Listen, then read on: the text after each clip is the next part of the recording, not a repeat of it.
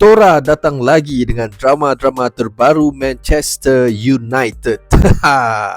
Lepas satu-satu. Lepas satu-satu. Tak pernah settle lah isu dalaman United ni. Aku perhati je Mat. Makin lama, makin banyak pula bunyi dalam kelab tu. Terbaru ni guys, heboh berkenaan kes Jadon Sancho yang dikatakan tak berpuas hati dengan layanan Erik ten Hag terhadapnya, sehinggakan Jadon Sancho telah mengeluarkan kenyataan yang agak boleh mengeruhkan keadaan lah bagi aku di media sosial. Benda ni disebabkan dia macam marah tahu dekat Erik ten Hag sebab dia tak disenaraikan di dalam skuad United ketika menentang Arsenal hari itu. Bila ditemu ramah, Erik ten Hag mengatakan yang Jadon Sancho tak mencapai level yang dia mahukan dalam training session. So that was why kenapa dia tak masukkan Sancho dalam skuad untuk ke Emirates tu. Selepas tu Jadon Sancho macam tak puas hatilah dengan statement Erik ten Hag ni, dan dekat sini merupakan Twitter daripada Jadon Sancho yang mengatakan yang dia telah berlatih sangat-sangat bagus dalam minggu ni, tapi malangnya dia tak terpilih untuk ke Emirates. Dalam pada masa yang sama, dia cakap yang ada hal lain berlaku sebenarnya dan bukanlah hal berkaitan dengan training dia dalam minggu tu. Tapi aku rasa benda ni dah lama jadi tau. Bila dipendam-pendam, boom, last meletup. Sebab Jadon Sancho bagi tahu dalam Twitter dia yang dia telah dikambing hitamkan selama ni. Aku pun pening lah guys. Aku tak tahulah dikambing hitamkan pasal apa. Mungkin yang tahu je tahu kot. Tapi last dalam Twitter Jadon Sancho, dia cakap yang dia akan fight untuk tempatnya dalam United, tak kira apa pun yang akan terjadi lepas ni. Masalahnya sekarang ni benda dah jadi tau. Okay, dah public. It's not the same anymore. The damage has been done. Bagi aku mungkin agak susah untuk Jadon Sancho lepas ni di Manchester United. Kita juga tahu yang Erik ten Hag ni merupakan seorang manager yang sangat-sangat ruthless. Okay? Banyak keputusan yang dia buat dipersoalkan oleh banyak pihak, termasuklah fan-fan United sendiri. Aku rasa mungkin ada di kalangan fan-fan United yang tak akan bersetuju dengan apa yang akan aku cakap ni. But from my point of view, sebagai seorang manager, Erik ten Hag kena buat keputusan untuk skuad dia. Siapa yang perlu main, siapa yang perlu duduk dekat bench, siapa yang dikecualikan dari skuad dan sebagainya. Sebab benda tu merupakan tanggungjawab dia sebagai seorang manager. Dia telah dibayar gaji untuk benda-benda macam ni. The gaffer will take all of the consequences if anything happen. Dia ada hak tahu untuk buat keputusan. Korang pun mesti ingat lagi kan, time Jadon Sancho diberikan cuti oleh Erik ten Hag last season untuk dia pergi healing kejap, and lepas tu dia datang semula and start perform a little bit. Kenapa dia perlu buat macam tu? Kenapa Erik ten Hag bagi cuti dekat Jadon Sancho sedangkan player-player lain tak diberikan pelepasan? Mesti ada sesuatu yang kita tak tahu. Dan untuk season ni, banyak benda yang berlaku di belakang tabir yang kita tak tahu. Seperti contoh, case takeover, Mason Greenwood, and sekarang ni Jadon Sancho. Belum lagi termasuk case Anthony guys. Lepas ni aku akan kupas sikit tentang case Anthony itu.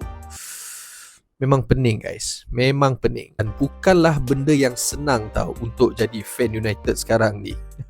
Lepas tu ada lagi, Twitter Jadon Sancho tu tak habis dekat situ guys. Ada lagi. Korang mesti kenal kan dengan Mamat Piers Morgan ni. Dia ni lah yang pergi buat interview dengan Ronaldo dulu, cuba korek-korek pasal masalah dalaman United. Dan sekarang ni benda yang sama, dia nak korek pula cerita daripada Jadon Sancho.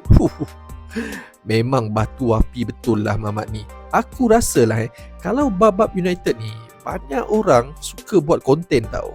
Sebenarnya kalau diikutkan, banyak drama-drama yang dah berlaku dekat Manchester United tau. Dari dulu lagi. Macam apa yang aku tahu, zaman Cantona dia pergi flying kick fan tu, David Beckham dengan gaya kehidupan selebriti dia, which is Sir Alex tak suka benda tu. Wayne Rooney dengan Sir Alex, belum lagi Carlos Tevez, zaman Mourinho dengan Pogba, Angel Di Maria, Alexis Sanchez.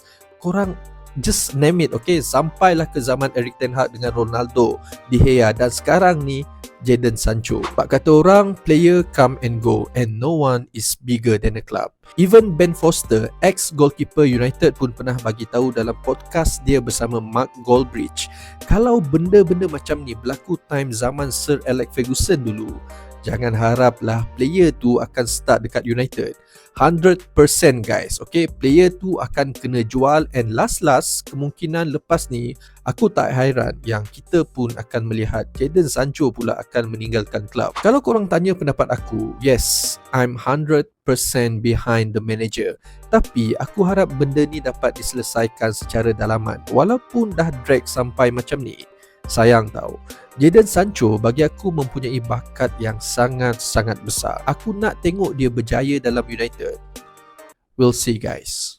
Untuk kes Anthony pula, dia dikatakan tengah disiasat untuk kes serangan ke atas girlfriend dia yang berlaku di Brazil. Benda ni kita pernah dengar tahu sebelum ni. Dia macam cool kejap, but now Tora datang lagi. Belum settle guys. Dengar-dengar Anthony pun dah kena drop dari pasukan Brazil sebabkan kes ni, manakala setakat ni dalam United diorang belum lagi mengeluarkan apa-apa kenyataan. Why is always Manchester United punya player? Aku pun tak tahulah man. Setakat ni pendapat aku, biarlah pihak berwajib jalankan siasatan diorang, and kalau dia betul tak bersalah, okey lah kan. Tapi kalaulah Anthony ni didapati bersalah, biarlah dia diadili oleh undang-undang, and siapalah kita untuk deny benda ni. Dalam pada masa yang sama, kesan buruknya adalah kita mungkin akan kekurangan player di sebelah kanan selepas ni. Dengan kes Jadon Sancho, Anthony, Mason Greenwood. Memang problem position tu. Nak tak nak, kalau dah jadi macam ni ceritanya, United kena sign lagi at least 2 orang player kalau ketiga-tiga ni belah. Tapi korang kena ingat guys, ada lagi masalah besar dan segala puncanya dekat United. Korang pun tahu kan siapa. Selagi diorang ni tak belah dari klub United, selagi itulah kita akan dengar macam-macam masalah. Bukan tak pernah jadi dekat manager sebelum-sebelum ni. Bak kata Luis van Gaal dan juga Ronaldo, Manchester United is a commercial club and not a proper football club. Yang kesiannya kita lah, fan-fan yang kena sidai, yang kena masuk gua, sebab Glazers ni memang kepala batu punya manusia tau. Entah tangkal apalah yang dia pakai. Haiya. Terbaru ni ada satu lagi berita pasal Sofyan Amrabat. Dia pun dikatakan mengalami kecederaan dan akan out untuk beberapa minggu. Tapi berita pasal ni belum lagi dapat kesahihannya. Just ada rumours je guys. Tapi kalaulah benda ni betul, dia injured, aku tak tahulah apa yang dah jadi dengan United sebenarnya. So guys, aku rasa setakat ni saja untuk video kali ni. Korang pula macam mana? Apa pendapat korang? Komen kat bawah. Dan sekiranya kalau korang berminat dengan video-video yang macam ni, jangan lupa like, share dan subscribe Sembang Bola United untuk banyak lagi info-info berkaitan EPL dan Manchester United. Nama aku Gizri. Jumpa lagi.